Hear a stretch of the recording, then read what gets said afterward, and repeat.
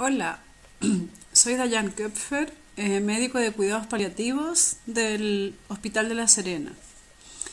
Hoy vamos a hablar algunos tópicos sobre cuidados paliativos universales y bioética. Nuestra hoja de ruta de esta presentación, primero vamos a hacer alguna definición, vamos a ver los ámbitos de competencia, más que nada las enfermedades que abarcan los cuidados paliativos o que deberían abarcar, un poco hablar de los fines de la medicina y de hartos tópicos que son fundamentales en cuidados paliativos y en la medicina en general también, pero en este momento nuestro tema son los cuidados paliativos universales. Por otro lado, es importante tener claro que son beneficiosos para los sistemas de salud, porque reducen las hospitalizaciones innecesarias. Está demostrado que las personas que están en cuidados paliativos, los enfermos, se hospitalizan menos porque tienen mejor control de síntomas y más apoyo. Los cuidados paliativos alivian el sufrimiento físico, psicosocial y espiritual. El físico muchas veces nos es más común, el psicosocial también, pero el espiritual es más difícil de definir. Por ende, a continuación hablaremos un poco de ese ámbito. Y otra cosa importante es que pueden ser prestados por muchos tipos de profesionales sanitarios y por voluntarios, es decir, por cualquier profesional de la salud y también por voluntariados que apoyan. Como vemos, es muy amplio el ámbito que abarcan los cuidados paliativos, o que deberían abarcar. ¿De dónde viene esta palabra? Cuidados se enfoca principalmente en el respeto a la persona y se preocupa del enfermo, de la persona que sufre, de la persona a quien hay que informar, de la persona que va a morir y de su familia o entorno. Y por otro lado, paliativos viene de la palabra pallium, que significa manto, cubierta. Por ende, la palabra ya nos trae hartas áreas y hartas responsabilidades que cumplir en cuidados paliativos.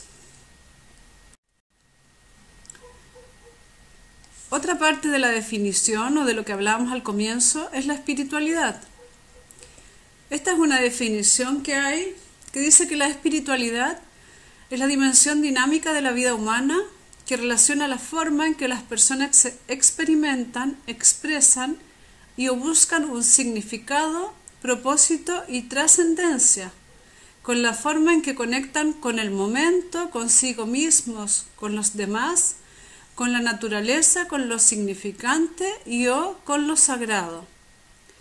Como vemos, la espiritualidad es un ámbito muy amplio y es fundamental indagar en las personas, averiguar cómo se sienten, qué sienten como en su corazón, como muestra esta imagen que hay acá al lado.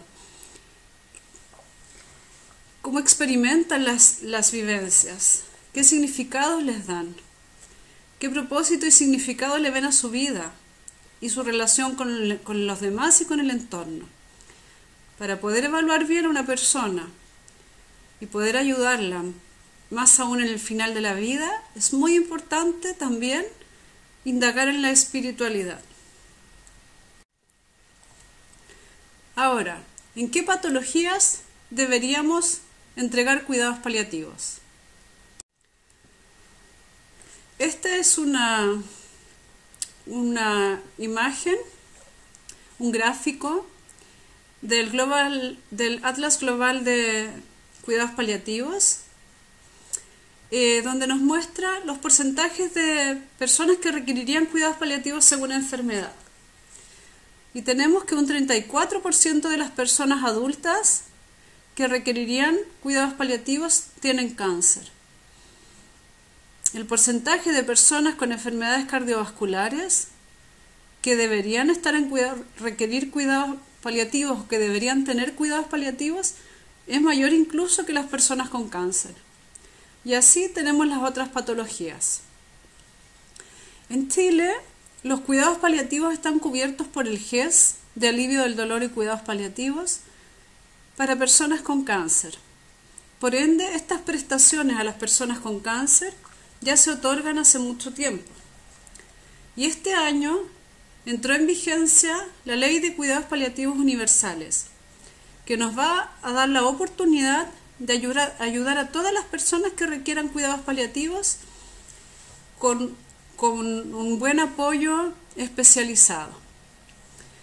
Esto está comenzando, pero es una transición y tenemos la gran oportunidad de que en algún momento vamos a poder ayudar a todas las personas y no solo a las personas con cáncer, que es lo que hacemos actualmente. En esta diapositiva vemos las enfermedades de los niños de pediatría.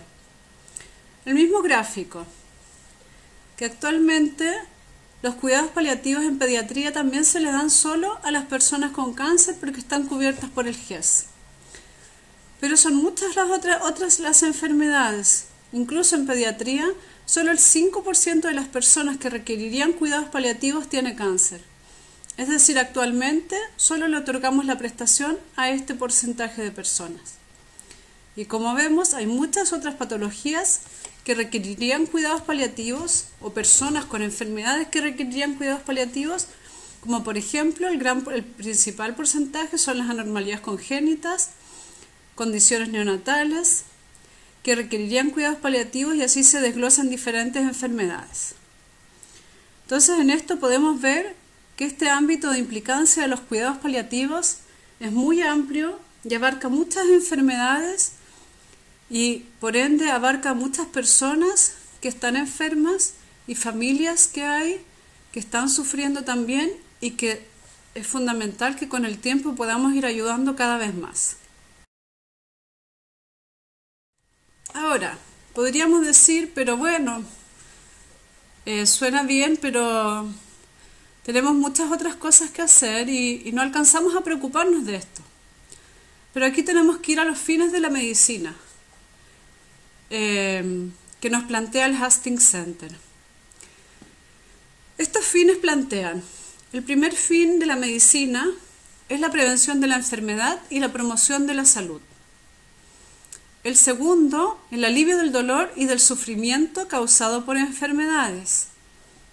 El tercero, el cuidado y curación de quienes padecen enfermedades y el cuidado de los que no pueden ser curados. Y finalmente, la prevención de la muerte prematura y la búsqueda de una muerte en paz. Entonces podemos ver aquí que dentro de los fines de la medicina están en 4 de los 3 fines están implícitos completamente los cuidados paliativos. Por ende es fundamental que podamos otorgar buenos cuidados paliativos y que podamos ayudar a las personas para poder aliviar el dolor y el sufrimiento, para poder otorgarles un buen cuidado y para poder ayudarlos a una búsqueda de una muerte en paz. Ahora, ¿cómo nos podemos preparar para esto?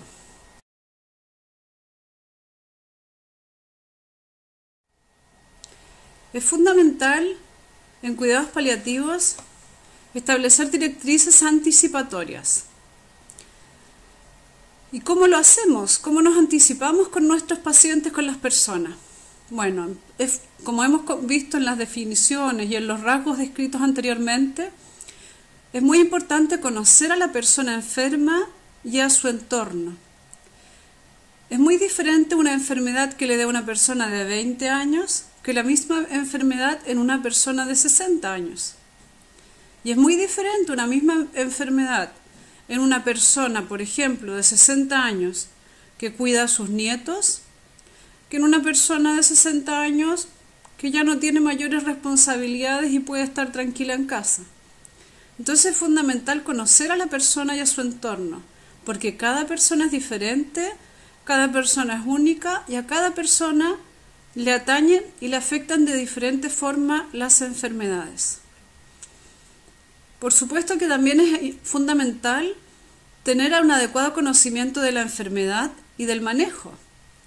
No podemos querer otorgar buenos cuidados paliativos si no sabemos qué enfermedad tiene la persona, ni cómo se maneja esta enfermedad, qué complicaciones son las más habituales, cómo ir aliviando estas complicaciones, y cómo ir manejando todos los síntomas que puedan aparecer.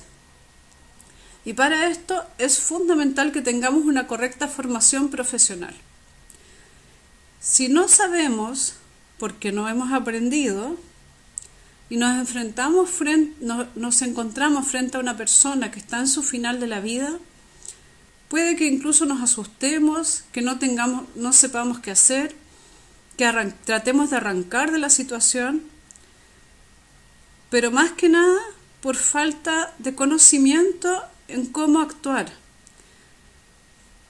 Pero si obtenemos los conocimientos y vemos que una persona, y sabemos qué hacer, y nos sentimos tranquilos porque tenemos las habilidades para hacerlo, las hemos estudiado y las hemos adquirido, y nos encontramos frente a una persona que está en el final de su vida, nos vamos a sentir bien de poder ayudar.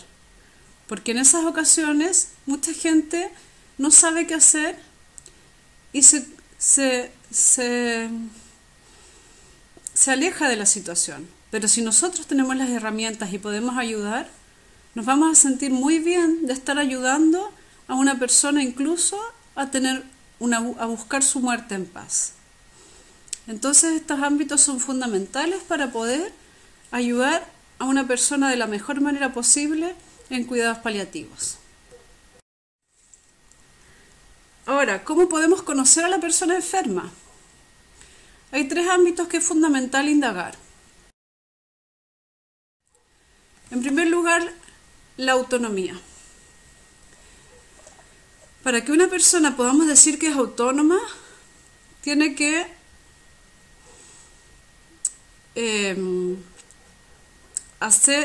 llevar una acción libre y voluntaria. Es decir, su actuar tiene que ser libre y voluntario. Y para que la acción sea autónoma, tiene que tener 3 condiciones. Que haya intencionalidad, es decir, que la persona quiera hacer lo que está haciendo, que haya comprensión, que comprenda la situación y que haya ausencia de controles externos que puedan controlar esa situación. Es decir, que no esté, por ejemplo, diciendo que sí a un tratamiento o que no a un tratamiento porque es lo que otra persona quiere que diga. Entonces es fundamental que la persona esté en estas condiciones para que pueda ejercer su autonomía. Y este principio lleva un deber negativo, que significa que no se puede inferir sobre las acciones autónomas de las personas. Y un deber positivo sobre el trato respetuoso en el intercambio de información y en otras acciones que promuevan la autonomía en la toma de decisiones. Muchas veces uno explica y la persona necesita que le vuelvan a explicar, necesita preguntarle a otra persona que le explique lo mismo. Y eso hay que respetarlo porque es parte de lo que esa persona necesita para poder tomar la mejor decisión en forma autónoma. Ahora es importante que siempre que nos enfoquemos que estemos frente a una persona enferma, tener claro este concepto de autonomía relacional, el cual nos plantea que la autonomía se relaciona con la condición de la persona enferma. Se vulnera y se limita según el estado que esté viviendo la persona. ¿Por qué? Porque la autonomía afecta al cuerpo, la psique, los valores y la enfermedad afecta al cuerpo. Cuando nosotros estamos enfermos, o si nos planteamos ahora en este momento, todos los que estamos acá, que nos dé una enfermedad, que nos digan que tenemos una enfermedad de un pronóstico de corto plazo, eso afecta a nuestro cuerpo físico, la enfermedad, afecta a nuestra parte psicológica y nuestros valores y produce una desestructuración de nuestra persona y del ser. Y muchas veces uno puede tomar una decisión y después va cambiando, porque la autonomía es dinámica, es recíproca, está en movimiento y va cambiando. Entonces es fundamental tener este concepto súper claro, porque si nos quedamos solo ante una opinión inicial, a veces las personas pueden estar en un shock emocional y darnos una respuesta en el momento, pero esto muchas veces cambia. Entonces es fundamental que nos enfoquemos en cómo la autonomía va cambiando. Por otro lado, es muy importante evaluar la competencia, es decir, la capacidad del paciente para entender y apreciar la información dada durante el proceso de consentir o de rechazar una acción al médico.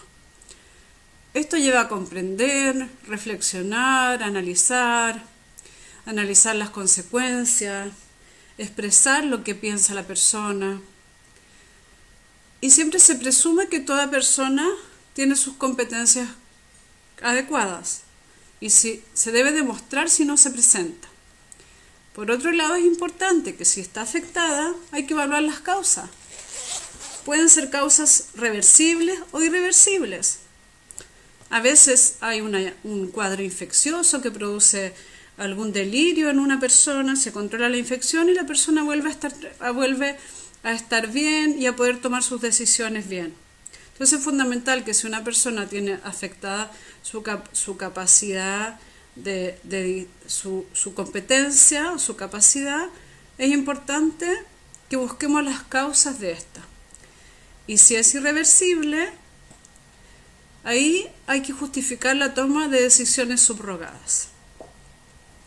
Por otro lado, es importante tener en mente la escala móvil de Drain-Buchanan-Brock, que nos dice que a menor riesgo y mayor beneficio, la capacidad que se puede exigir es menor. Pero a mayor riesgo para la persona y a menor beneficio, la capacidad tiene que ser mayor. Y otro ámbito fundamental ligado a lo anterior son las voluntades anticipadas.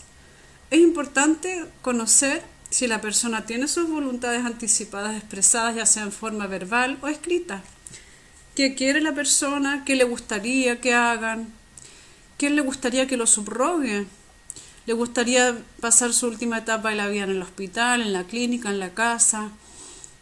Es súper importante que todo esto lo investiguemos en nuestros pacientes, en las personas que atendemos, para que las podamos ayudar de una forma adecuada. Luego de todo esto tenemos que establecer estrategias terapéuticas. Y hay que tener siempre en mente que las decisiones afectan la calidad de vida y el confort del enfermo, cualquier decisión que tome. Y hay diferentes tipos de decisiones, desde el tratamiento curativo al paliativo. También hay que decidir si los cuidados van a ser en casa, como les decía previamente, en instituciones, en hospitales, en clínicas. Y los tipos de intervención, desde conectar a una persona, por ejemplo, a un ventilador mecánico, de ingresarlo a la UTI, a la UCI, de ponerlo en una cama básica o en una camilla, desde mandarlo a su casa hasta los cuidados básicos. Entonces es fundamental siempre hacer una estrategia terapéutica plantearse una estrategia terapéutica que por supuesto puede ir cambiando frente a la persona que estamos atendiendo. Y es importante tener claro que ante una situación clínica hay diferentes tipos de intervenciones. Las obligatorias son eficaces en esa situación. Por ejemplo, en una persona en su final de la vida, ponerle analgésicos, antieméticos, o en cuidados paliativos, si está estítico, ponerle laxantes, son estrategias obligatorias, porque son eficaces. Hay algunas estrategias opcionales, porque tienen eficacia dudosa. Por ejemplo, una hidratación artificial, una sonda nasogástrica en el final de la vida, causa mucha duda de ese tipo de decisiones. Y otras que no están indicadas o futiles, que son ineficaces en las situaciones. Por ejemplo, en el final de la vida, en la agonía, instalar una gastrostomía o derivar a un paciente con una enfermedad terminal avanzada, conectar a un ventilador mecánico. Ese tipo de cosas no podemos hacer.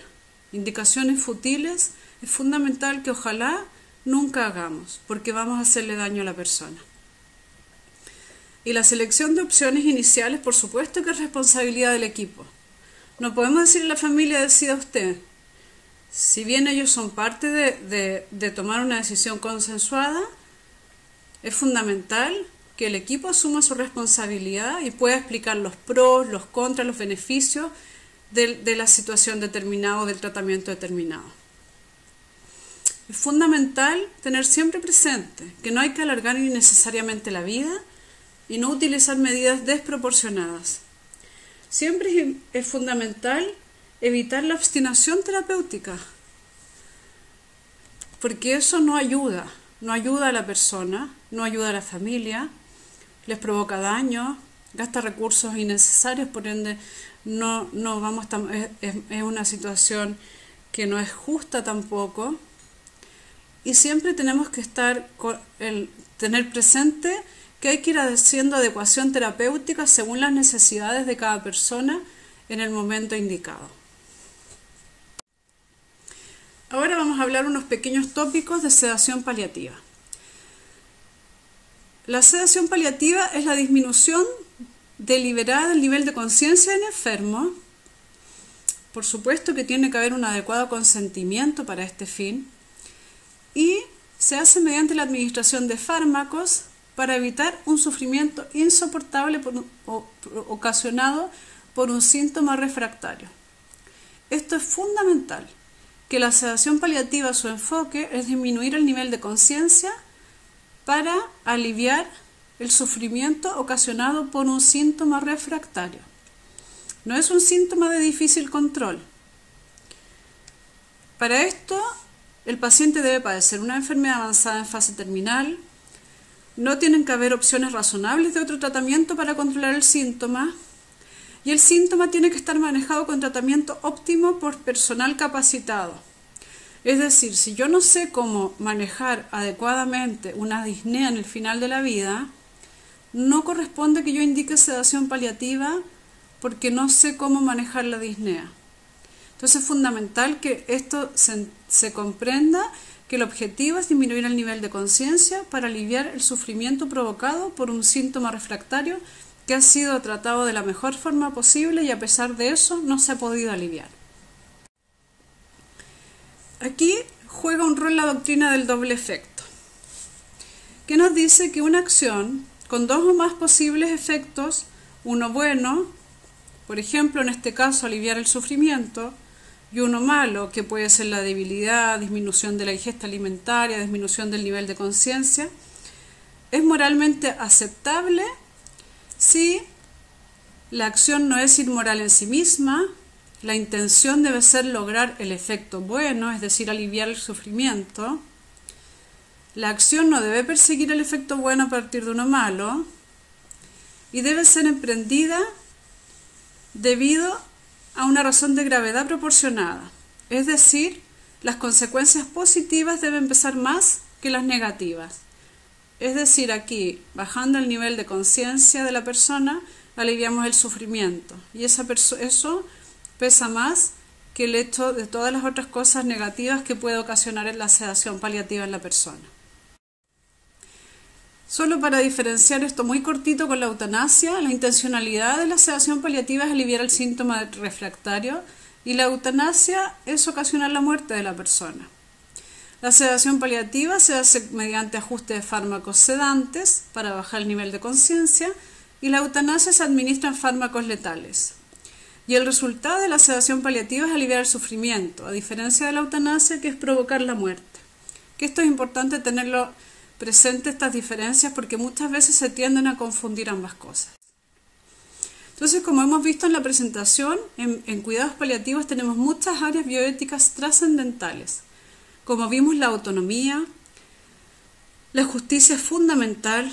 Hablamos de la distribución de recursos, en la cual la justicia nos juega un gran rol, evitando una obstinación, que es fundamental evitar la obstinación terapéutica para así no ocasionar una mala distribución de recursos. La no maleficencia, no podemos hacer daño a las personas y siempre tenemos que preocuparnos de hacer el bien. Se incluye en esta área de los cuidados paliativos la ética del cuidado, como veíamos, siempre la responsabilidad y la ética de la virtud, enfocada principalmente en orientarnos a ser los mejores profesionales que podamos, con un buen conocimiento y con buenas habilidades compasivas hacia las personas que atendemos. Y ya para finalizar, es fundamental prepararnos para acompañar a morir. Muchas gracias.